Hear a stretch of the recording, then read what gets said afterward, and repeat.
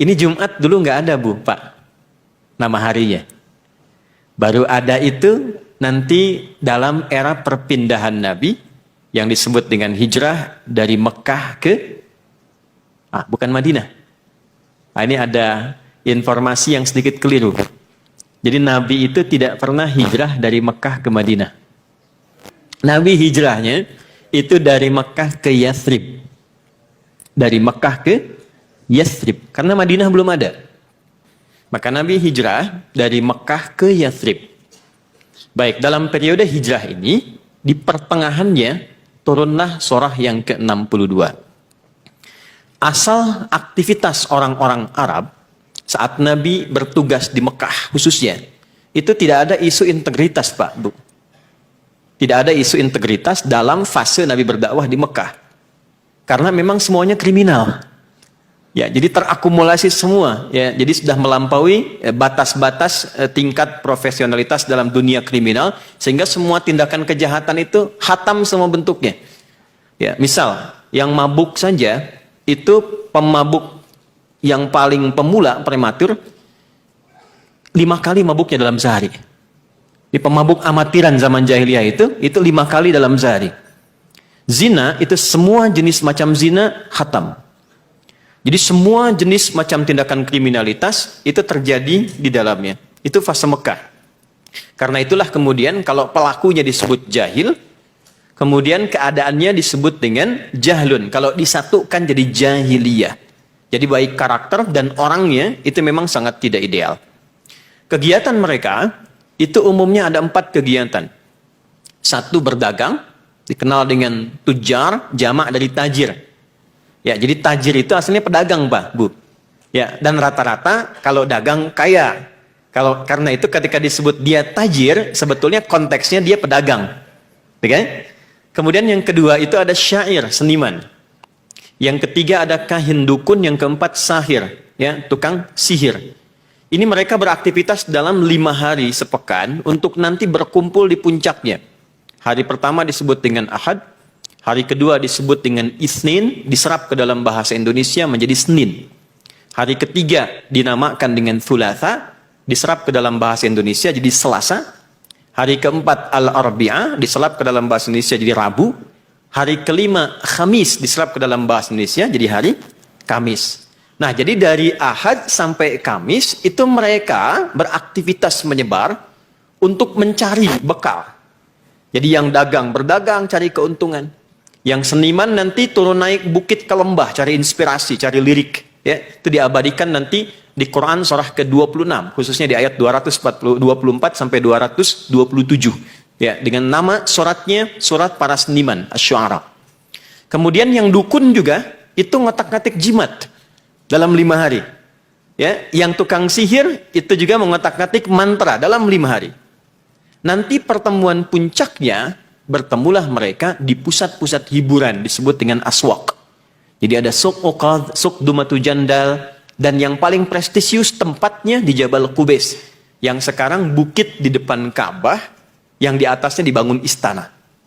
Itu namanya Jabal Qubais, dan itu adalah bukit super yang setiap naik ke atasnya dia menunjukkan punya kuasa. Itu sebabnya nanti Nabi Muhammad SAW setelah peristiwa Isra Mi'raj itu deklarasi Isra Mi'rajnya diumumkan di atas Jabal Qubais untuk menunjukkan ada perubahan arah dalam berkehidupan. Di atas mereka berkumpul. Saya berharap yang belum haji atau umrah insya Allah bisa disegerakan, bisa lihat nanti kesannya. Nah, itu tidak cukup dengan amin, nabung. Siapkan. Jadi mereka kumpul di atas, Pak. Hari ke-6, Bu, itu diberi nama dengan, saya sedikit jedakan supaya mudah dipahami artikulasinya. Diberi nama dengan nama Yaumul Arubah. Yaumul Arubah, hari kebanggaan, hari berpesta, hari menunjukkan identitas sebagai orang Arab yang sukses. Yaumul Arubah. Maka di situ akan dihitung. Ya, yang dagang selama sepekan kekayaannya akan dihitung, saling pamer. Kan dulu nggak ada update status di media sosial, dan itu real langsung dihitung.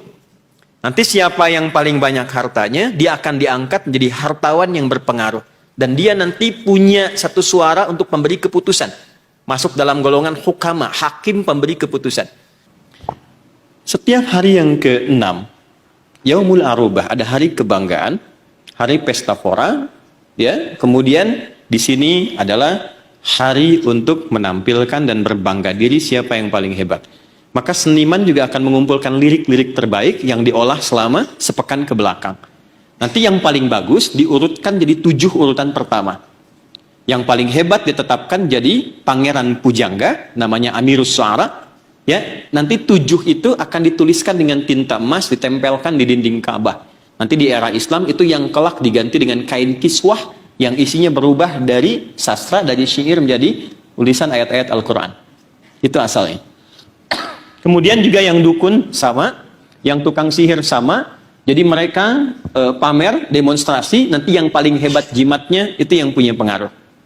Itu berlangsung terus dalam perputaran konteks kehidupan masyarakat jahiliyah sampai tibalah ketika mulai ada orang-orang yang beriman dan berdakwah selama 10 tahun di Mekah langsung, dan 3 tahun 6 bulannya itu private. Jadi 13 tahun kurang lebih kalau disatukan itu menghasilkan orang-orang yang tidak banyak, tapi ini poinnya. Tapi mereka punya integritas dan punya prioritas aktivitas yang terukur. Walaupun hanya 40 orang. Dan akan dilacak dalam sejarah 40 ini, kalau satu kaki mereka berpijak dimanapun, itu bisa merubah keadaan tempatnya, mensibgoh tempatnya, bukan hanya menjadi muslim dan damai, tapi bisa memajukan dan membangun peradaban di setiap tempat yang dia pijak. Nanti saya cerita belakangan. Ketika sudah tersusun 40 ini, dan sebagian juga sudah ada yang masuk Islam di Yathrib itu, maka turun perintah untuk berhijrah. Di tengah-tengah perjalanan hijrah itulah turun surah 62 ayat ke-9 yang merubah gerbang pemikiran orang Islam dan karakter kehidupannya dari Yaumul Arubah menjadi nama yang baru disebut dengan Jum'ah. Jadi ini asal mulanya hari Jumat. Itu sebetulnya nama bukan sekedar nama hari, tapi nama Islami yang membawa pesan perubahan dalam konteks berkehidupan. Turunlah Quran surah ke-62 ayat 9 khususnya sampai dengan 11. Ya ayyuhalladzina amanu idza nudiya lis-salati min yaumil jumu'ati fas'au ila dzikrillah. Sejak saat itu Allah merubah cara pandang orang yang beriman untuk membedakan dengan visi hidup orang-orang jahiliyah. Maka dibuka dengan kata ya, disebutkan 361 kali dalam Al-Quran. Ini di gramatikal bahasa Arab, huruf berfungsi memanggil dengan semua jarak yang berbeda. Jarak dekat, menengah, dan jauh pakai ya. Jadi kalau Bapak Ibu sedang di Mekah atau di Madinah, tersesat kemudian bingung, mau cari siapa, panggil dengan satu huruf. Ya, itu nengok semua itu. Ya. Cara cepatnya. Ayyuha disebutkan 150 kali dalam Al-Quran. Ayyunya berfungsi menguatkan, haknya berfungsi mengingatkan. Alladzina disebutkan 1080 kali dalam Al-Quran, memanggil semua kalangan tanpa batas, tanpa skap. Profesi apapun, gender apapun, semua tercakup di dalamnya. Perhatikan kalimatnya dengan keindahan yang tampak luar biasa. Ya ayyuhalladzina amanu. Wahai semua kalangan hambaku yang telah berkomitmen dan menyatakan dirinya beriman. Aku tegaskan, aku ingatkan, betapapun engkau mengukur posisimu dariku, apakah merasa dekat, menengah atau jauh, sepanjang engkau sudah punya iman. Idza nudiya lis-salati mi yaumil jumu'ah. Yang pertama Allah lakukan itu merubah namanya dari Arubah menjadi Jum'ah. Kalau engkau sudah beriman, imanmu akan merubah cara hidupmu sehingga menjadikan engkau itu lebih visioner dan beda dengan kegiatan jahiliyah. Kalau orang jahiliyah itu hidupnya dalam sepekan dia cuma berangkat gelap, ya, pulang gelap, beraktivitas, cari sesuatu, sudah dapat, dia ambil liburan hanya untuk pamer, untuk foya-foya, untuk bangga-bangga. Itu jahiliyah. Kalian yang sudah beriman, itu mesti berbeda kata Allah. Maka yang dilakukan bukan Arubah, tapi Jum'ah. Jum'ah itu dari kata al-jam'u, artinya kumpul. 2, saling mengenal di antara yang kumpul. 3, saling mengisi dan membantu di antara yang kumpul itu.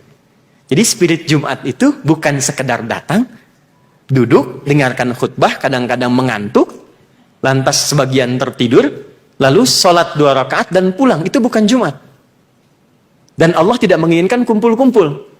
Kata Allah itu, kalaupun kalian mesti berkumpul, kumpulnya satu, mesti menyatukan di antara yang kumpul. Jangan pernah terjadi orang datang nggak kenal siapa yang duduk. Setelah itu, saling mengisi, saling share. Jadi tidak pernah terjadi Jumat di era Nabi, kecuali Jumat itu menjadi Jumat solusi. Jadi yang haus datang ke Jumat, dia pulang, hilang dahaganya. Yang lapar datang Jumat, dia pulang, kemudian hilang laparnya. Yang hebat, semua persoalan yang dia bawa ke dalam masjid ketika Jumat, itu tuntas persoalannya. Jadi kalau hari ini kita buka seminar kita, tausiah kita, pengajian kita di hari Jumat, maka ini menjadi sebuah gerbang perubahan yang hebat, yang menandakan bahwa Bapak dan Ibu para hakim itu bukan sekedar datang untuk duduk, untuk kumpul. Kalau seperti itu, jahiliyah sudah duluan. Tapi di sini kita harapkan punya database yang saling mengikat dan menyatukan.